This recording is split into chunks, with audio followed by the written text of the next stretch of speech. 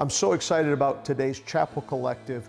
You're going to get to hear from one of my favorite preachers, one of my favorite missionaries, one of my favorite people. Missionary Sam Johnson is a legend when it comes to bringing the gospel all around the world. And he's going to preach a message today to stir your faith. He's going to challenge you on how to fulfill the call that God has on your life. So enjoy this message from Sam Johnson from our Chapel Collective.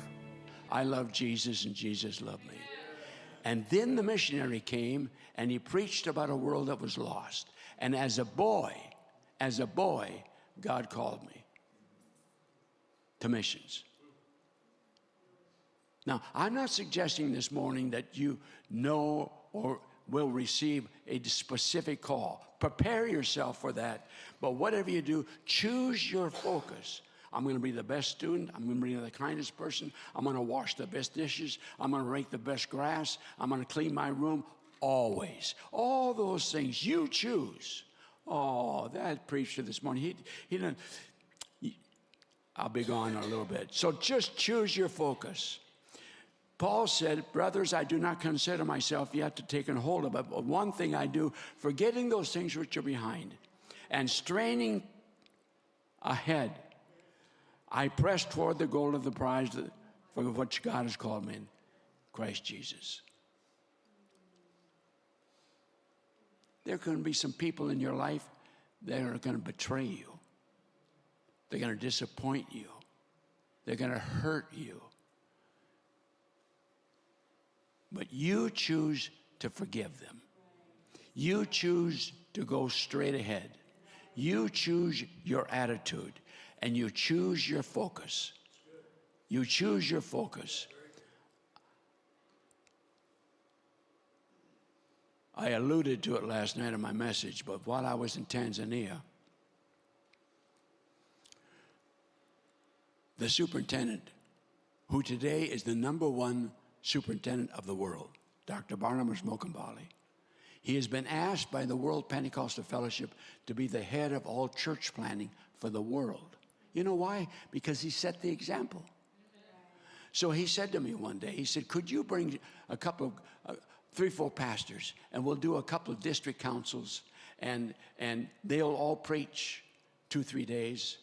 And then if you could have each one bring $2,000, and we'll buy a motorcycle, 125 Harley CC, because, not a Harley, but a once, and what we need to do, we want to give every one of our presbyters a motorcycle, because they're the ones who are going around and encouraging the church planners, who in that environment, the church planners are walking from place to place to place. There's no cars. They don't have cars. They don't have running water. Come on.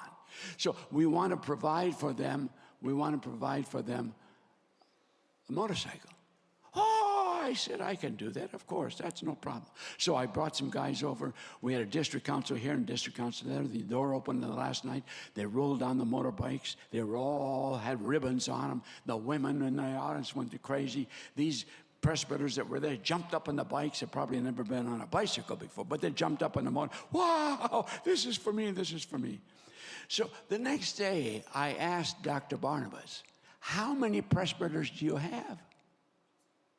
He said, I got 250. So he wants to give a motorcycle to 250 presbyters times 2. I could do the math pretty good on that one.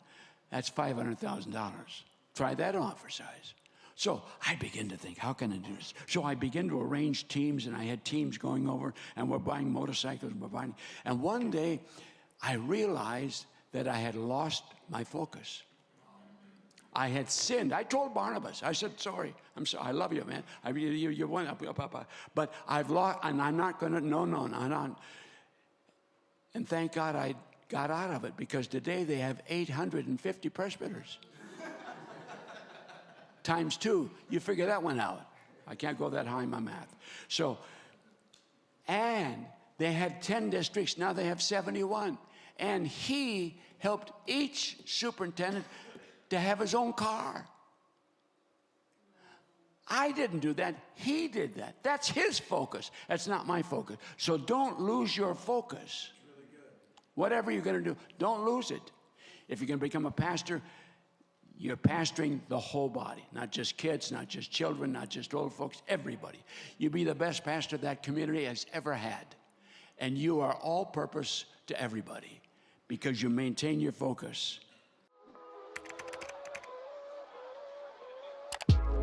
But if you will learn to stay steady in 4 years of Faith Bible College, you're on trajectory to say it was God that called me. And if God be for me, who could be against me? I'm talking about you coming a boy and going home a man. I'm talking about you coming in here as a little girl and walking out as a woman of God. You ought to be able to run massive ministry, massive outreach, and do great things because Jesus is coming soon, and you will if God is your source.